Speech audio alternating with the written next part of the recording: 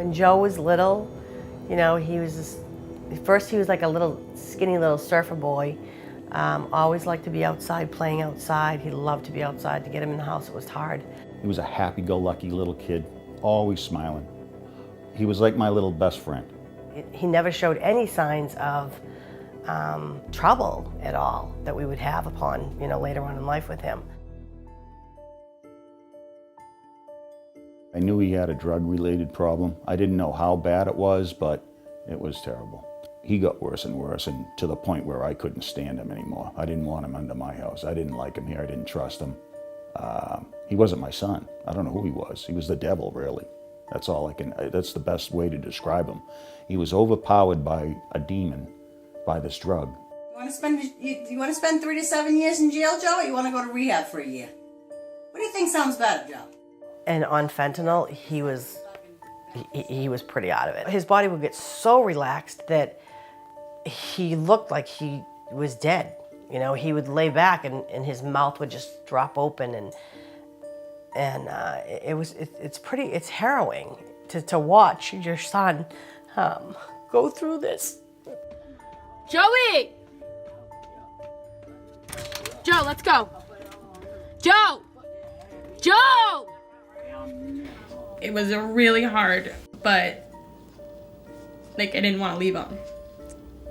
So I just couldn't, like, you know, get my ground. I want to make sure he was okay too. I've overdosed twice.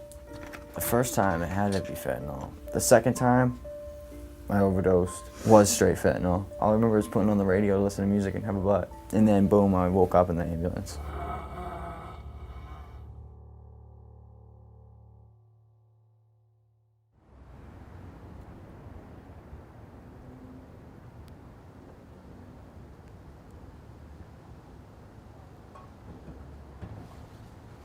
My aspirations were to start a family and everything. I mean, that's what I was thinking about, but it didn't happen.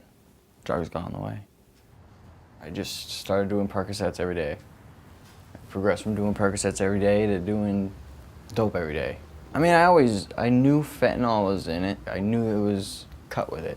I started knowing when it was totally fentanyl, and my buddy told me it's just fentanyl. And I only went to him because it was more powerful and you get more bang for your buck.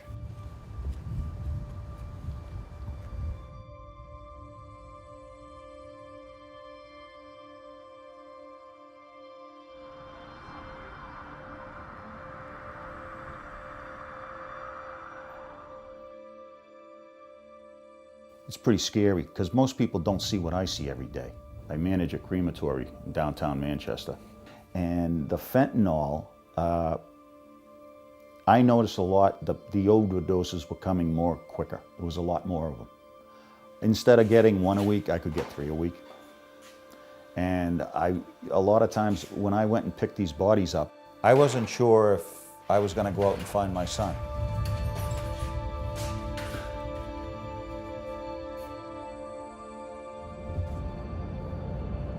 So we would park here a lot of times at night. I would be parked here till after midnight, 1 o'clock in the morning. We came down here to watch for him, to see if we saw him sitting on the sidewalk in a stupor, or just walking down the street in a daze. And there were times that we did. Sometimes he would see us and he would give us a signal like, stay back. Other times he didn't see us at all. And we would be like chasing after him. It got worse as time went on. We tried many different things with him. We kicked him out to give him the tough love because people said, give him tough love, kick him out. We kicked him out. That made it worse. He got into trouble. I was sleeping at the trap house. Trap house is where you can get anything you want. There's multiple dealers in there.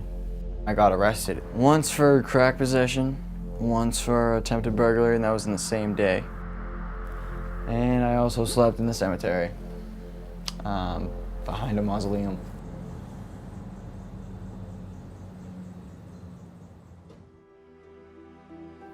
Probably one of the hardest things I ever did to throw one of my own children out of my house that I always had a shelter for him, because you didn't know what he was doing out there. He didn't dare come back here. because he knew he'd be arrested. And I told him, you come back here and I'll call the police, you'll be arrested. I don't want you under here. You get better and they'll be fine. If you want help, we'll get you help. If you go back down there and keep doing that dope, you're gonna die. I said, so it's up to you. Good thing I have the business card. I forgot to use name of meeting. Are we meeting someone else? A new person now? His wife and I are trying to, you know, basically if he went to a halfway house, they would be doing the same thing.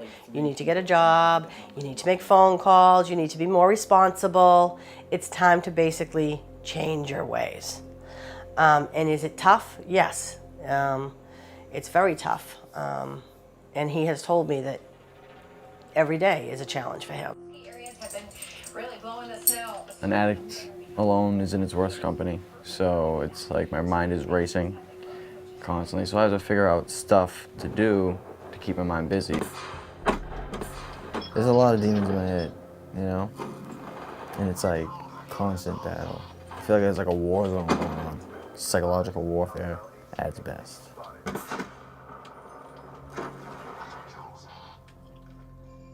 This time seems definitely different this time with his attitude and the way he's actually like stuck with things. Kind of is just like routine is different. It's better than the last time when he came out of our rehab. He went right back to it. I write music. I listen to music.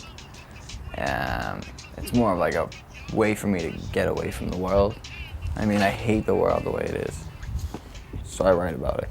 Down the path that I'm not even knowing, 'cause I feel like I dream better ways. I know that I've seen better days. Something tells me to just keep on going down a path that I'm not even knowing, 'cause I feel like I dream better ways. I know that I've seen better days. Something tells me to just keep on going. IOP is an intensive outpatient program. It's Mondays, Wednesdays, and Fridays from 8 to 11. On Friday, my mom, you know, she has off, so she takes me and lets my wife sleep in because my wife, she works like crazy hours. So I wish I could just walk, but she doesn't like me to walk. She knows how I am. She knows that I'll just go right off track. 7:56. You got 4 minutes. I'm basically just trying to support him to stay strong, and love him. I will always stand by him, and try to help him, you know, stay strong for himself and fight this addiction. I will always support him, you know, and remind him of things he should do and shouldn't do. No, you need to do it. They should have done it. I know, but it's your responsibility to make it, and you need to make it. Okay, and they didn't have it on their schedule, so. Well, then you need to talk to them and I tell them did. that. I need to do 2 though. Yeah, you do. All right, I love you. All right, I love it.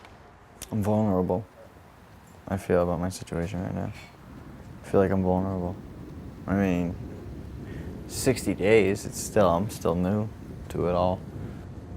That challenge of not going and hanging out with people that I used to hang out with, it's like maybe like 3-4 times a day. And I'm up from 8 in the morning till 10, 11 at night. 3-4 times a day, I want to go down there, yeah.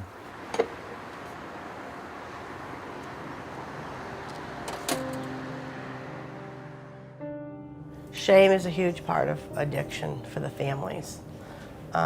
Because with shame, you don't want people to know because people do look down on you.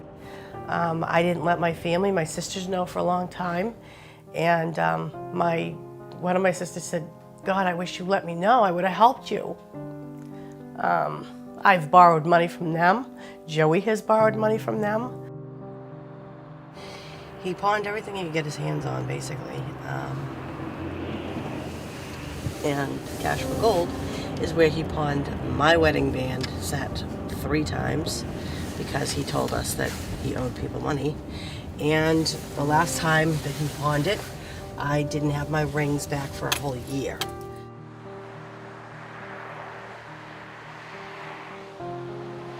I thought that they lived on... We didn't have food. We were ashamed. You know, we didn't want anyone to know our story.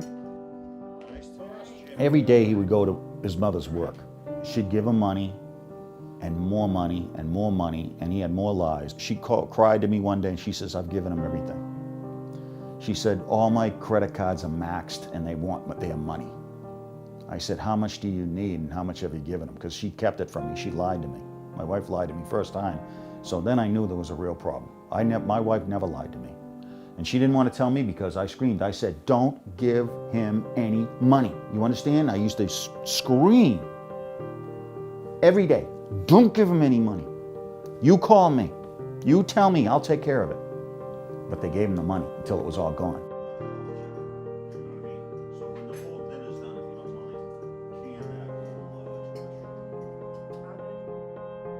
Sometimes you and I are running scared through this life when we have no reason to be.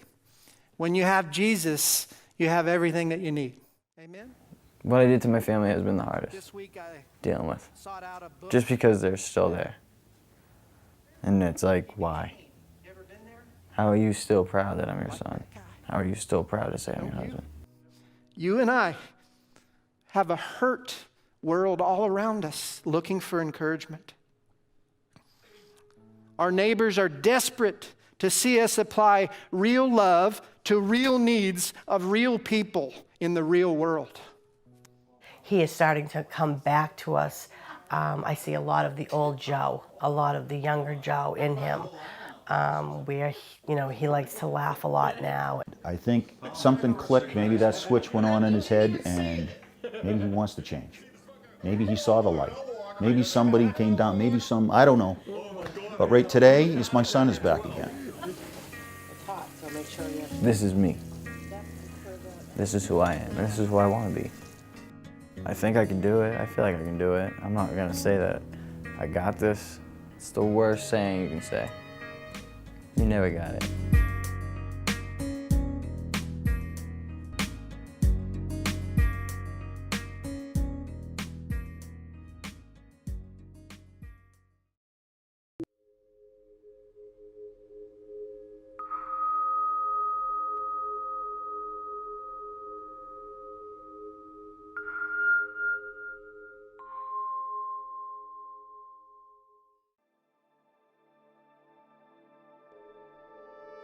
I found out she had passed away early Sunday morning.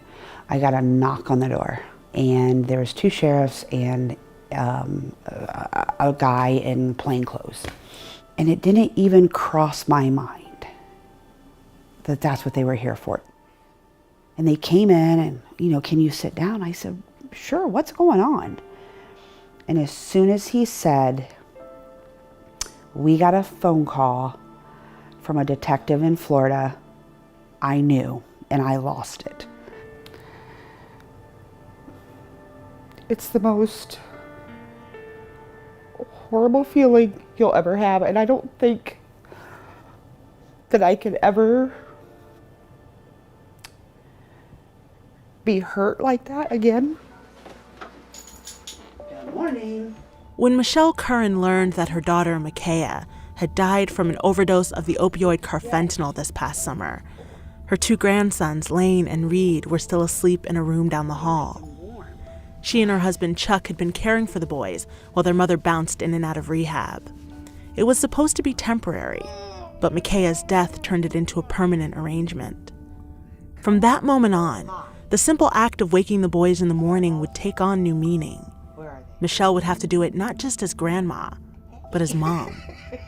The natural space that usually exists between a grandparent and her grandchildren was gone. It's hard to explain, it really is, because it's so devastating, and I don't think I'll ever be the same. I know I won't be. And it's all at one time. So I have this brand new responsibility. Not only do I have to bury my daughter, but now I have to explain to the boys why mommy's not coming back, and I have to take on that responsibility of now I am mom. Eating homework, buddy. Okay. Someone forgot yesterday. Oh, yeah, because you didn't tell me to. For 47-year-old Michelle and Chuck, who is 63, it's back to making lunches, remembering play dates, taking care of school assignments, taking care of everything. I mean, I'm still grandma to them, We gotta go. but now I really am taking on the role of mom. And it's not fair. It's not fair to those boys.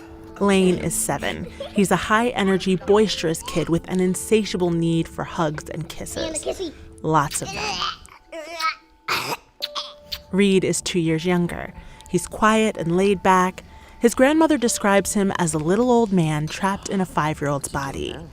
They are among the thousands of children who have been affected by the widespread abuse of opioids that has pushed U.S. overdose rates to all-time highs.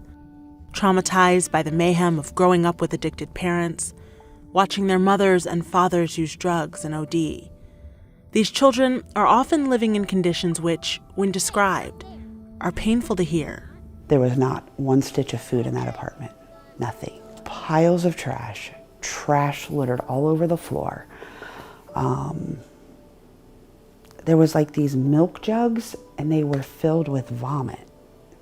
In Vermont, the number of children entering the custody of the Child Protection System grew by 40% between 2013 and 2016. In West Virginia, the number of children in foster care grew by 24% between 2012 and 2016. And here in Ohio, opioids are the main cause of a 19% increase in the number of kids placed with relatives or foster homes since 2010.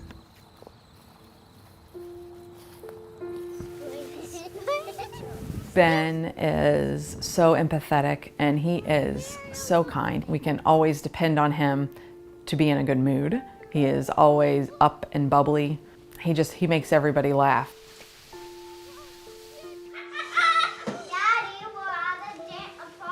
Stephanie Horton and her husband Doug first met Ben when they became his foster parents in 2009.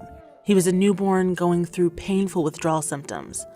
Both of his biological parents had abused heroin, and Ben was born addicted to the drug.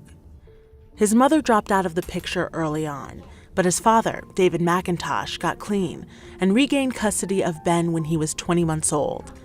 Stephanie stayed connected, helping out with babysitting. But it wasn't long before David relapsed. Ben began sharing alarming stories of life at home with the man he called his other daddy.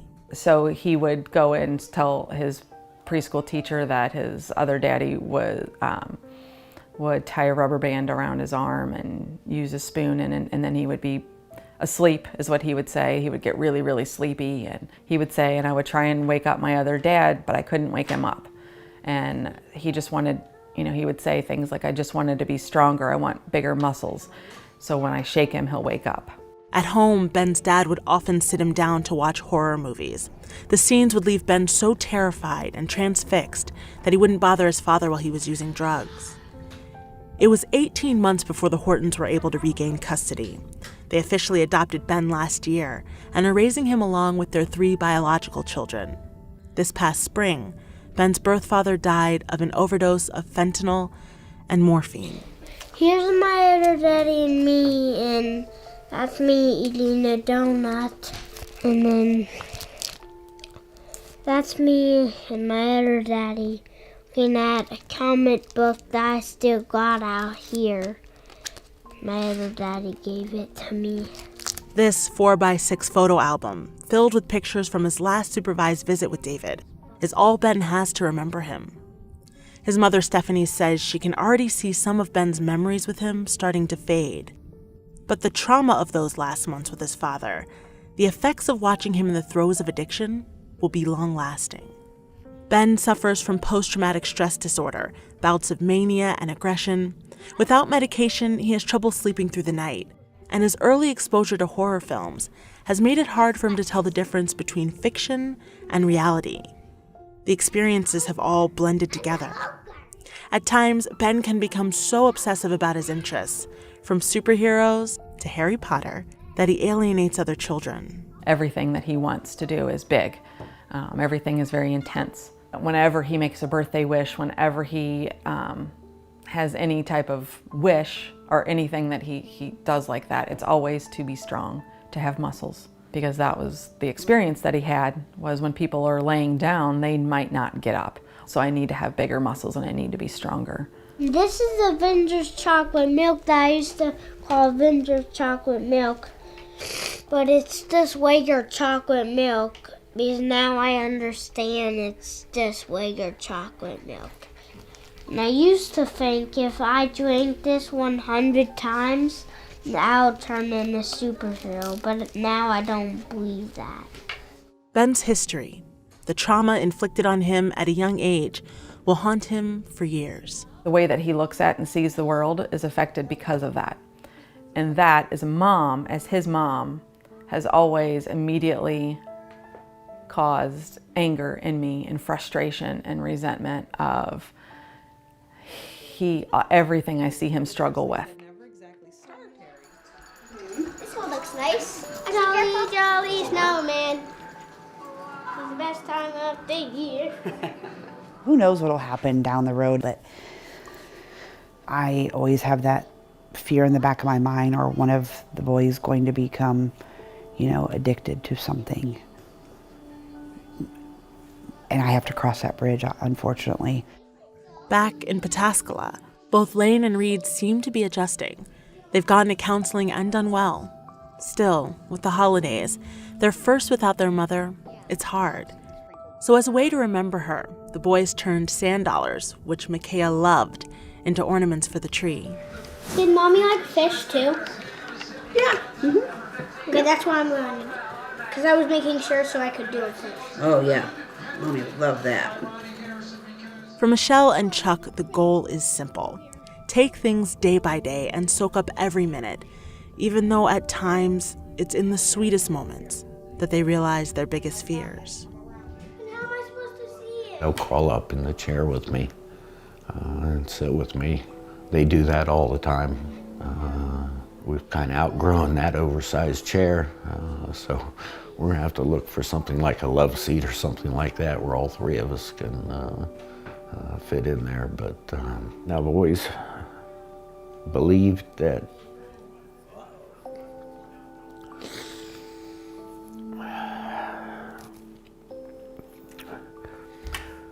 the critical time for children is in their adolescence through their early teenage years, where they're the most vulnerable, I guess, to things that happen. My biggest fear is I'll pass away before I can get them through that stage of life. We welcomed our elf by choosing the name Fred. Michelle and Chuck have just one last bit of paperwork to submit before the boys will be formally adopted, a new family unit. So we'll keep this as long as we can. I want to keep it forever. Yeah. And we'll have to transfer it to you boys when you get older, okay? And you have your own families. Yeah. Yeah.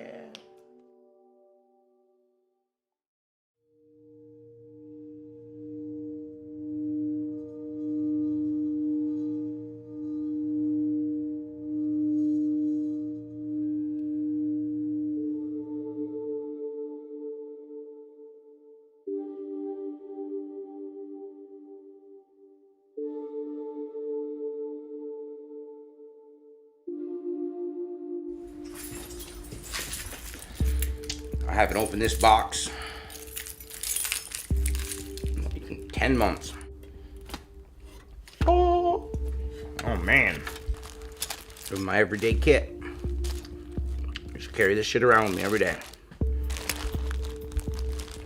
You know, imagine sticking that fucker in your arm 6 to 10 times a day. This is the tie. You throw this fucker around your arm like this. See where that vein pops up right there? I'm lucky I don't have any scars. This is what a bundle looks like. But, oh man, that one's full of dope. Look at that. I can't believe that's in there. How did I miss that? So I'm gonna go ahead and get rid of that.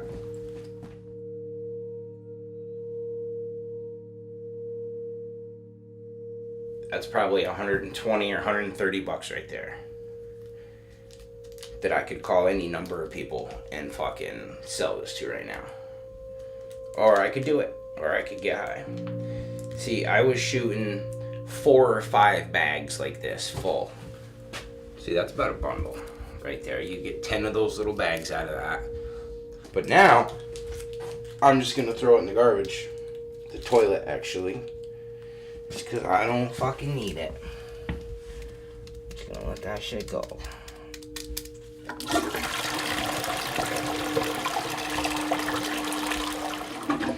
And that's that. Hey, it's a good thing you were here when I opened the box. I can't guarantee how that would have gone if I was alone. It's crazy.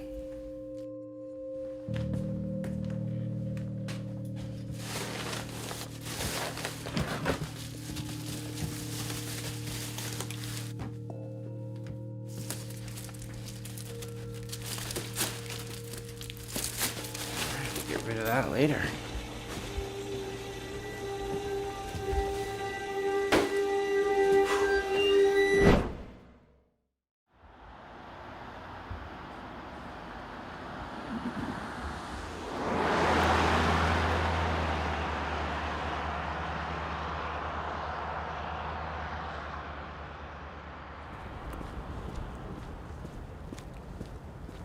My job as a prosecutor is not to run an assembly line of prosecution. Our job is to administer justice. Our job is to achieve the best public safety outcomes for the people of our county and our state. And our job is also to be wise and frugal with the taxpayer's dollar. Judge, the reality is that Ms. Follansbee was the last link in a very long supply chain of heroin. The people who are in our program are individuals who have been in the revolving door of the criminal justice system typically. And if they haven't already been in the revolving door, they would soon be if not for the program. The courts are swamped with cases related to opioid use and abuse. It's changing the ways that we think about our community. I am aware of at least one situation where I contacted a person to talk about pretrial services and pre-charge, and they expressed an interest but didn't follow up, and they overdosed and died. It drives home how urgent it is and how pervasive it is.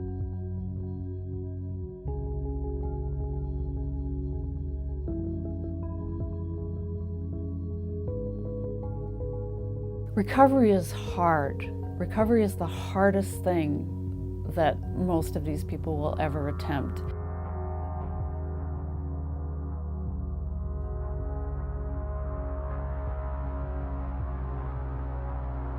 The best we can do is put people in the position and give them the right tools to make the best decisions for them.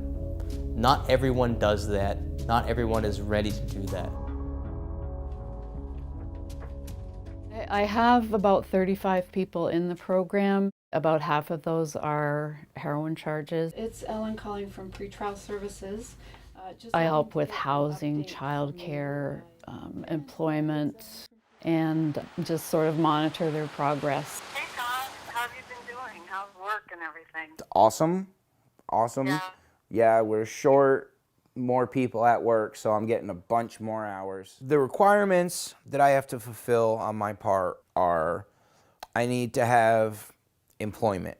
I need to have steady residence. You have to be seeing a counselor, which I do. I have to contact Ellen once a week. I'm going to a meeting today at 5:30. Is that NA? Yeah. I have 20 hours of community service that I have to do. As long as I don't fuck up, you know, in a matter of months, both of these heroin charges will be off my record like it never happened. And I won't have a constant reminder that I was a piece of shit for the most of my life. Many crimes have something underlying them. There's some kind of physical or social problem that somebody is struggling with. I was the last one up here. Twofer. My mom's buried here and we sprinkled my sister.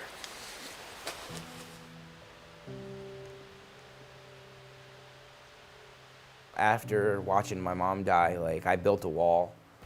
You know, like, I don't remember what my mom looks like or what she sounds like. I don't remember much about when I was a kid. I've lost a lot of people to drugs, but my sister was different. Just to see that, you know, what it did to her and where I was at in my use, it was reckless. I was using so much just trying to escape, and it wasn't working. If we can connect with people and address some of those underlying factors, we hope that we can prevent someone from getting caught in that horrible cycle of just reoffending and being punished, reoffending and being punished. In our view, it is appropriate to perhaps go a little bit lighter or a lot lighter than the statute allows. I am not thinking in terms of the paradigm of the soft on crime, tough on crime trend. We're not dealing with individuals who, well, if they were not referred to the program, they would be locked up safe somewhere. No, the traditional criminal justice response would have been to put them on probation or in jail for a short period of time. They'd end up back on the street. The revolving door would then kick them back into court, and the cycle would continue. I'm not really home often, you know, with hunting season right now and work. I just been a spectator to my life, you know, just watching it turn around, and just to how far I've come. Like, my family changed the locks on the house. You know, I didn't have a key. The doors are never locked now. There is no key. Like, that's a big deal for me, considering I've had and lost the key many times. I can be happy now, you know, because I'm getting back to a normal person. I run a store. They gave me the key to the store. You know, when she handed me these keys, I could not help but to look at her and laugh. I'm like, you just handed me a relapse. You just handed it to me. But my choice is to not. Oh, nice, right on. Justin's here until 5. He's finishing up his lunch now. He should be done by around 3. One of the lasting impressions we would like to make is ensuring that this generation of substance abusers is able to return into the fold of society when they have finally beat their addiction. I've watched people struggle, I've watched a few succeed, I've watched a lot fail, and there's just so much riding on this. Her being a single parent is part of a lot of what keeps her on track. But really it's all about the individual. One success is worth 20 failures.